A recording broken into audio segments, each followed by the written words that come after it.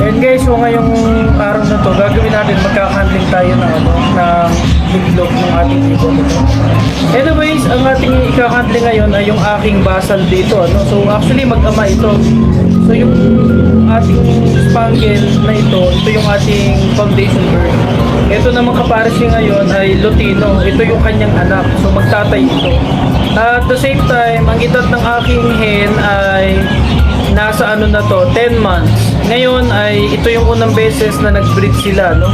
Gagawin natin, ika-handling natin. So bakit ito mahalaga mag-handling? Unang-una, pag nagka-handling, syempre, nalalaman natin kung fertile o infertile yung itlog. So pagka infertile ng itlog, maganda tanggalin na natin sa nest box para hindi rin sayang yung limlim ng ating ibon.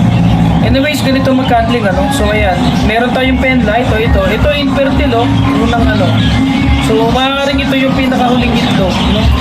Ayan. Fertile yung isang yun. Ito, fertile. Ganito yung itsura ng fertile na itlog, no? Makikita nyo kapag inilawan nyo, ayan, kulay pula. At the same time, merong mga ugat-ugat sa loob yan. Okay yun, goods. Okay, ito, goods din to. Ayan. Fertile yan. Ito, fertile din. Ito, fertile.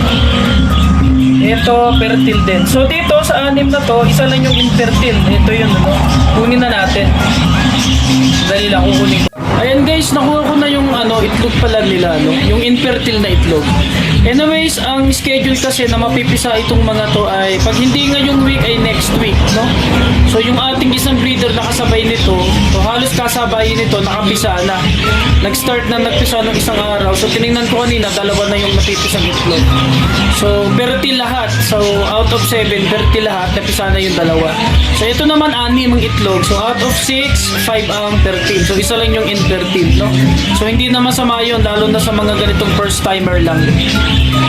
Ayan guys, nakuha ko na yung isang infertile na itlog natin, So kapag tinignan nyo siyang mabuti, clear egg.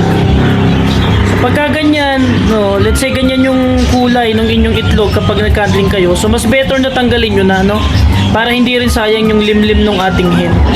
So hindi ko ina-advise na pagka itlog ay ika-handling agad, Kasi kapag pa itlog niyan, syempre infertile pa talaga yan, Pagka naupuan na o nalimliman, tsaka lang yan malalaman kung fertile o hindi. So kung nag-itlog ngayon, so siguro after 5 days, itry nyo siyang i-handling. Kung after 5 days, kinandling nyo, ganito yung kulay, o clear egg, so mas better na tanggalin nyo na kasi infertile na yon. Pero kung after 5 days, nakita nyo yung katulad kanina na kulay pula, may mga ugat-ugat sa loob, so okay yun. So yun ay fertile. So yun lang guys, thank you.